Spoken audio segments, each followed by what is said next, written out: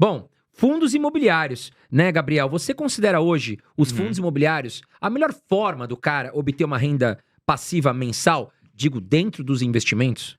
Cara, assim, se a gente for olhar para o público geral, para os investidores em geral, das opções que a gente tem em mercado, né, para o investidor comum, eu não vejo de fato um outro ativo que pode te dar esse retorno e esse resultado de forma tão rápida, né, e com certa segurança, desde que, logicamente, você invista com conhecimento e tudo mais, do que os fundos imobiliários, né? Então, uma carteira média hoje de fundos imobiliários pode render tranquilamente 1% ao mês livre de imposto de renda, né? Muita gente vai falar, poxa, mas a renda fixa está rendendo algo próximo disso, mas a gente está vendo o que está acontecendo com a taxa Selic, né? A taxa Selic está vindo em queda, cada vez mais ali o CDB, o Tesouro Selic vai estar rendendo menos, né? E o mercado de fundos imobiliários ainda está, a gente ainda vai falar sobre isso aqui, né?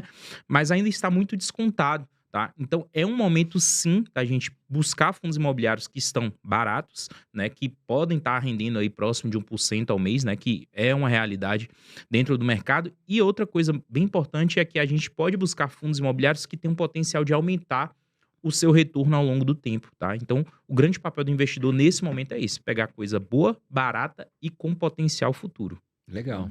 E agora, vamos falar assim, a pessoa que tá começando. A gente tem muitas pessoas, a gente quer incentivar que vocês venham pra Bolsa de Valores, que é pra todo mundo. A gente sabe que você pode investir hoje a partir de R$ 20, por exemplo. Tá, turma? E faz diferença. A pessoa que tá começando a investir, o que você acha que é importante? Quais são os indicadores mais importantes pra ela escolher um fundo imobiliário? Tá, então vou falar aqui para quem tá iniciando, né? Para quem, poxa, nunca investi em bolsa ou em fundos imobiliários, quero começar. Eu acho que uma carteira de fundos imobiliários, ela tem que ter ali entre 10 e 20 ativos. 10 e 20 fundos imobiliários diferentes, uma carteira visando a aposentadoria, né? Mas para quem tá começando a investir, pode ser uma quantidade que ela olha a um primeiro momento e fala assim, pô, difícil para eu gerenciar isso aqui. Então começa devagar, né?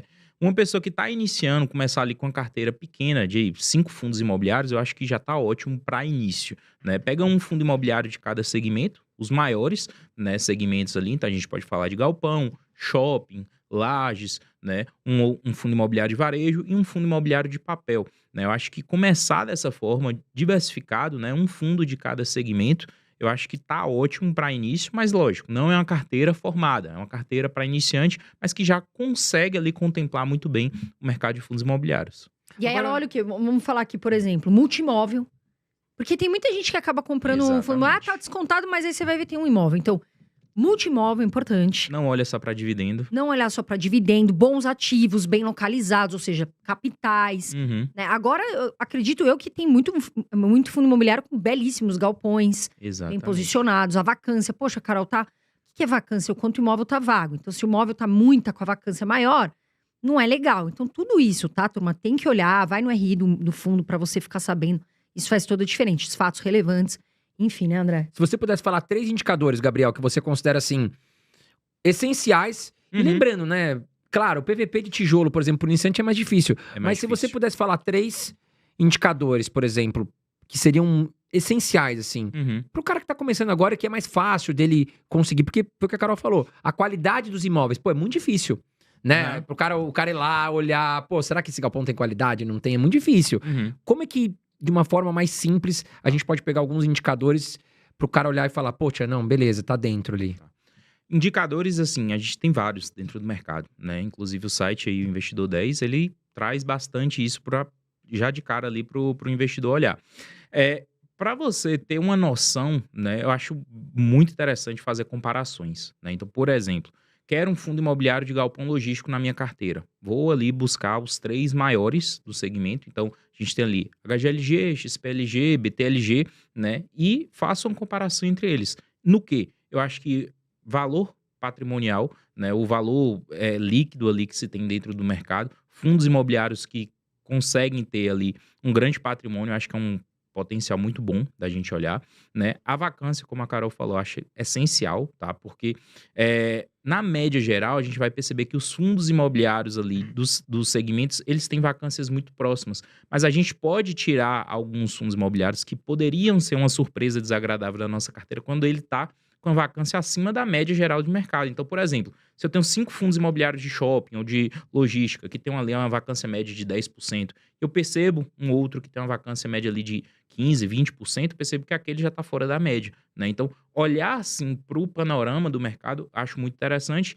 E dividend yield também acho bastante interessante, né? Não escolher pelo maior, porque isso aí você pode estar, de fato, investindo em um fundo imobiliário que se tornaria uma enrascada ali para sua carteira, mas olhar para a média, né? O que os fundos imobiliários hoje estão entregando? Então, galpão logístico hoje deve estar entregando na faixa ali de 8% a 9% ao ano.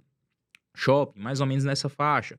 Quando a gente vai para papel, por exemplo, a gente vai ter fundos imobiliários de papel ali com 12%, 13%, 14%, 15% em dividendos ao ano, né? Mas isso também está de acordo com o risco que se tem na operação. Então, 3 indicadores que eu acho que são básicos aí são esses, né? O patrimônio do fundo, tá?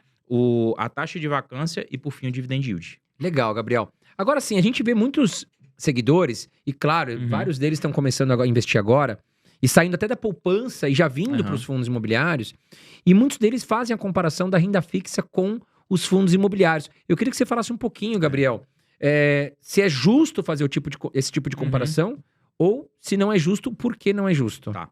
Então, é natural, vamos falar assim, é natural que o investidor de fato compare nesse momento, por exemplo, CDB, Tesouro Selic, com o mercado de fundos imobiliários, né? Mas quando a gente vai olhar, né, a gente percebe que são ativos totalmente distintos, diferentes e com propósitos diferentes. Eu acho que a grande questão é essa, né? Não deveria ter essa comparação, porque são ativos que casam muito bem dentro de uma estratégia de investimento, né? Então, eu sempre falo pro pessoal, eu tenho minha carteira bem voltada para fundo imobiliário, mas eu não abro mão de ter renda fixa dentro da minha carteira, tá?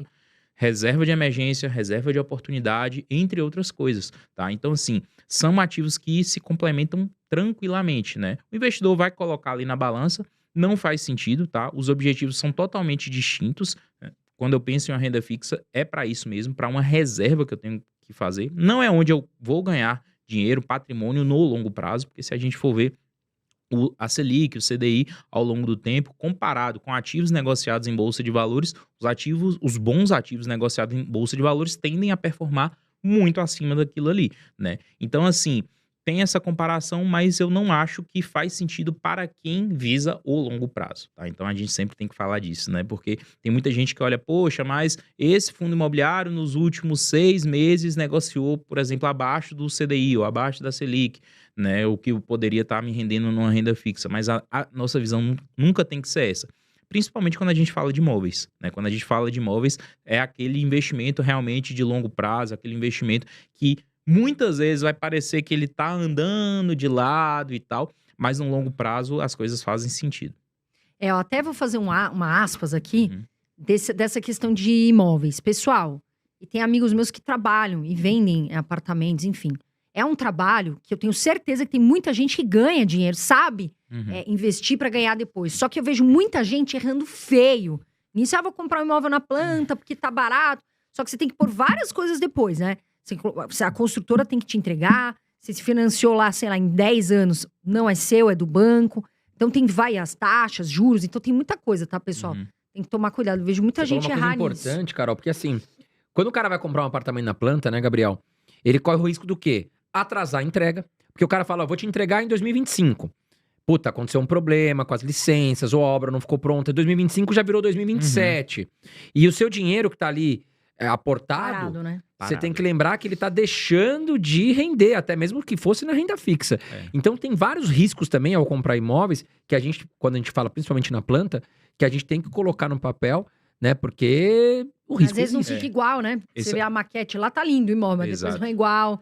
Isso que você falou aí é o custo de oportunidade, né? É o custo de oportunidade. Que a pessoa poderia estar alocando em outro tipo de investimento, mas está deixando ali parado. E outra coisa também que muitas vezes acontece em imóvel na planta é aquela expectativa, estimativa que o próprio investidor faz ali, né? Fala, poxa, eu vou comprar esse imóvel na planta aqui por 300 mil, porque quando entregar 500, 600 mil, ele vai valer. E às vezes no mundo real não é isso que acontece, né? Você sabe o que acontece muito, Gabriel? E eu acredito que você também deve ter visto isso. Às vezes, por exemplo, um amigo meu, ele comprou um apartamento.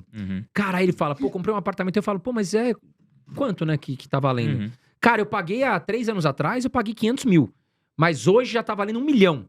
Ou seja, na cabeça dele dobrou. Na cabeça dele. Uhum. Só que a grande questão é, se você colocar para vender hoje, tem alguém disposto a pagar 1 milhão por esse imóvel? Aí tá a grande questão. Porque na nossa cabeça, o cara tá muito otimista. Ele fala, pô, meu apartamento vale 1 milhão. Valer não é a resposta de que o cara vai pagar isso. Exatamente. Diferente da bolsa, né, Gabriel? Exatamente. Porque fundo imobiliário, você fala, eu tenho 1 milhão em HGLG. Você tem 1 milhão. Você vai colocar para vender e vai pegar 1 milhão. Exatamente. Então, mas o imóvel físico, a gente às vezes não consegue pegar aquilo, né? Porque tem uma liquidez baixa. Ou seja, é mais difícil da gente trocar o ativo pelo dinheiro, né, Gabriel? Exatamente. E esse é um fator psicológico também que movimenta muito a bolsa. Muitos investidores, né, por ter ali esse acesso ao ativo, poxa, ontem estava R$100, hoje já está R$98. Na cabeça dele, ele está perdendo ali R$2 por cota, né?